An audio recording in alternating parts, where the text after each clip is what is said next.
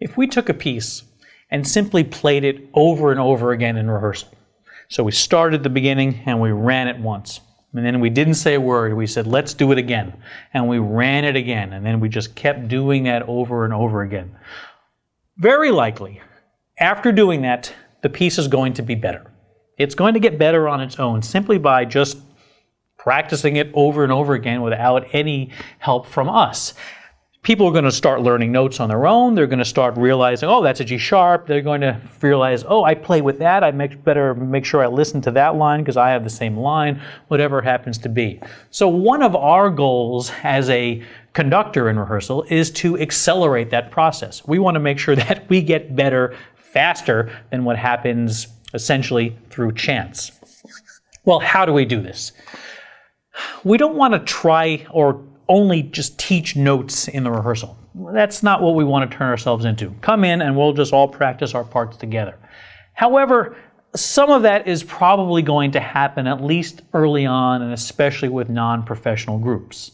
So our goal is to make sure that the time we spend essentially teaching note is productive and sets them up for what they do at home. That we set goals in terms of the tempo, that we give them a sense of what it's going to feel like when they know it and how it fits into other parts, that we give them tips about what the style is going to be. So when they go practice, they don't start practicing wrong or the wrong interpretation and wind up ingraining bad habits then we have to break in rehearsal. So by doing this, we're going to do a certain amount of practicing the parts, but we want to keep it to a minimum and make sure most of that is done at home.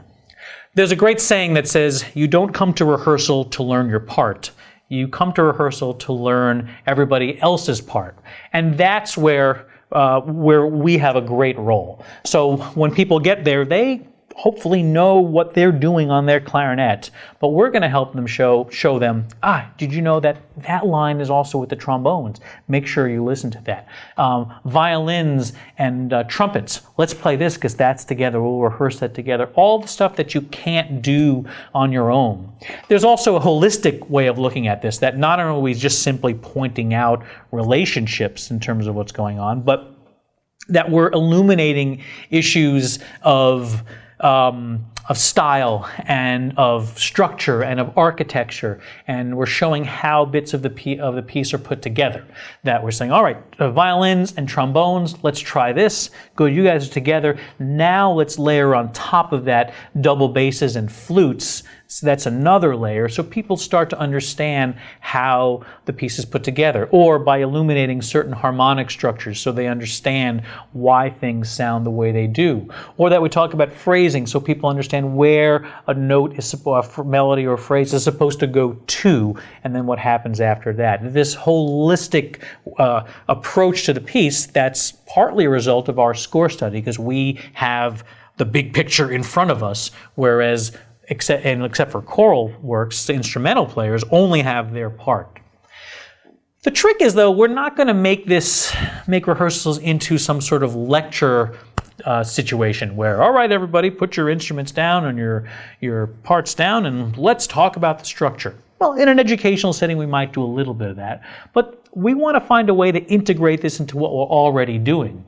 It's especially true in a professional situation where we have to be very careful about being too pedantic, where basically they want to know, just tell me what to do and I'll go ahead and do it. But in non-professional situations, we want to show and illuminate these holistic and structural elements of the piece as we serve as the composer's advocate, and do it in a way that's embedded or integrated in what we're already doing. So, as we talked a little bit before, this layering idea is one way to do it. Let's build this piece up from the bottom to the top. Layer 1, layer 2, layer 3. We might say, hey, trombones, can we hold that note? Good. Can we do it without second trombone? Notice how it's just a major triad. Now let's add the second ah. See that little half-step dissonance? That needs to come out. We've rehearsed the balance, something we need to do anyway, but at the same time we've illuminated the way that the harmony is put together, which will add a little bit more meaning. That's more effective and really doesn't take much more time than, can we hold the chord, less trombone, more this, more second, more that, and traffic copped it this way. We can do that while we illuminate some of the structure of the piece. So we really want to make sure that the ensemble by the end of the rehearsal process and during understands why. It's one thing to say, beat 3 needs to be staccato. Do it. And leave it at that. It's another thing to say, beat 3 needs to be staccato, so we hear contrast between that line and the cello line, which is legato. Now we're doing it for a reason. It's not just, I'm arbitrarily saying play staccato. Just do it and stop bothering us. We want to avoid that if possible. Sometimes it's obvious, but sometimes we have to point it out. It doesn't always take as much time as you think it would take. We don't want to necessarily just say, trombones, that needs to be forte. Just do it. Well, we can also say trombones, that needs to be forte, because that's the main theme. What the trumpets have is the secondary theme, so you need to be stronger than them. Probably only have to say it once at that point, but that gives a whole lot more meaning than just saying, just do this and don't talk back to us about it. We might say crescendo from measure 1 to measure 8. Okay, we can just leave it at that, and that's perfectly valid. But it has a whole lot more meaning if we say crescendo from measure 1 to measure 8, because that's where the end of the phrase is, and there's now a new theme that starts to build from there, so they understand the structure. Or crescendo from beat 1 to beat 3. Just do it. Or we could say crescendo from beat 1 to beat 3, because there's a harmonic surprise on beat 3, and we want to bring that out a bit. So we can integrate this educational portion of it within the bread and butter rehearsing that we're already doing. So the result of all of these expressive details is that we're crafting a coherent musical statement. That unfortunately it's not a true democracy in the large ensemble as we're talking about. There are some ensembles like the Orpheus Chamber Orchestra that don't use a conductor. They come to interpretive decisions essentially democratically.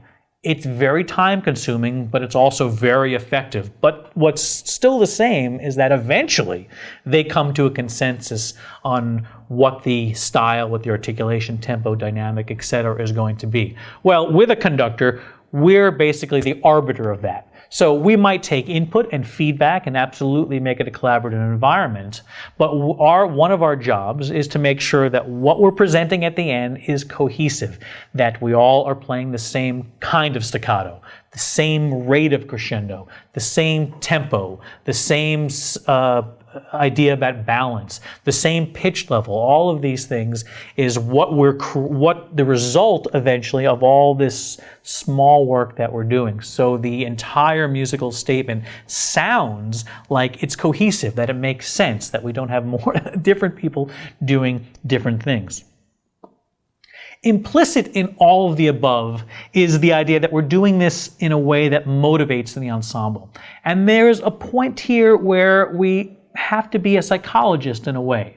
We have to understand that the way we speak to people and the way we pace rehearsals and the way we manage rehearsals and what we program and the order in which we program it and the order in which we schedule it and the amount of time we spend on one passage and how we sell or present or teach or connect the dots on a piece will affect the way the humans in the ensemble that we're working with react. Whether they stay focused, whether they stay motivated, whether they're motivated to go home and practice their parts and come back. Whether when they're in rehearsal, do they feel ownership on what they're doing and thus have a greater level of motivation? Are they looking forward to the next rehearsal? Do they understand the piece? Do they like the piece, or do they at least appreciate the piece? Are they collaborating with you, or do they feel like, and the folks around them, or is there an adversarial environment? We have to be aware of this and understand that in addition to all of these musical issues, we're also dealing with people. So we have a lot of responsibilities in rehearsals, and these are skills and techniques and strategies that will develop over the course of a lifetime.